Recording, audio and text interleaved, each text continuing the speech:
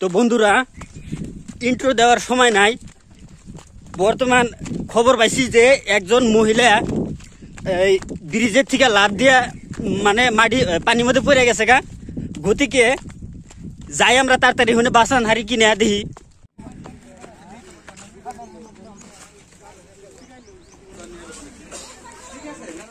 প্রায় 30 ফুট উচ্চতা একটা ব্রিজ, এখান থেকে একজন মহিলা নির্ভয়ে লাফ দিয়েছিল প্রাণ ত্যাগ করার জন্য। কিন্তু লাফ দেওয়ার সঙ্গে সঙ্গে স্থানীয় মানুষেরা মরনই থানার অন্তর্গত ডুবাপাড়ার ভারপ্রাপ্ত পুলিশগণাক অবগত করে।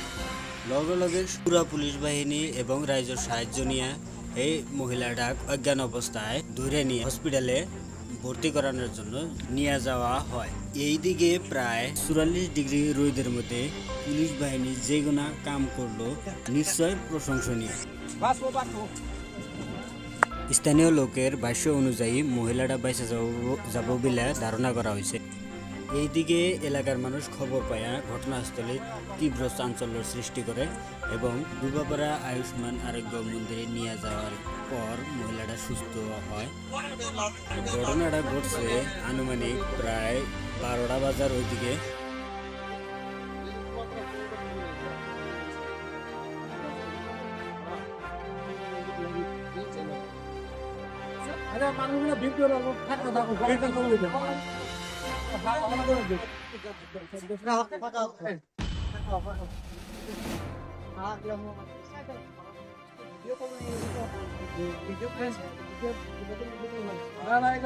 ভিডিও বন্ধ করে বলছো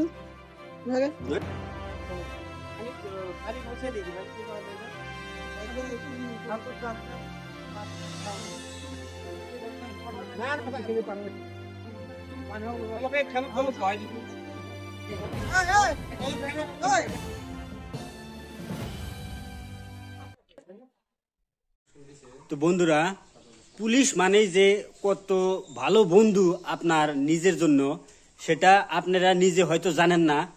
কিন্তু এইটা সচরাচর মানুষে ভাইবা থাকে যে পুলিশ মানেই খারাপ, তারা মারধর করে, মানুষের গুম হারাম করে। কিন্তু এটা না। আজকের ঘটনার তার অন্যতম একটা সাক্ষী হিসাবে থাইকা যাব যে পুলিশ হইল জনগণের বন্ধু। এইটা আঙ্গরে কথা মনে মধ্যে গাইতে না নাকবো।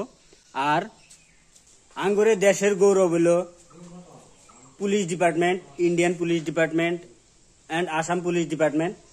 তারা নিজের জীবন বাজি রেখে অন্যের জীবন বাঁচানোর জন্য একটুকু কুণ্ঠাবোধ করে না। তারা সব সময় জনগণের সাথে আছে। আমাদের দেশের পুলিশ প্রশাসনের প্রশংসা আমরা যতই করমু হেতই কমা যাব গা। গতিকে পুলিশ প্রশাসন অগরে আমরা সবসময় সম্মান করে চলমু, যাতে করে আঙ্গরে ভবিষ্যতে কাজে লাগে। হয়তো আমরা অগরে কাজে লাগি, যেহেতু তারা আঙ্গরে বাঁচাবার নিগে নিজের রক্ত দিয়া দেশটাকে বাঁচায়, যে জায়গায় আমরা গম পারি শান্তিভাবে।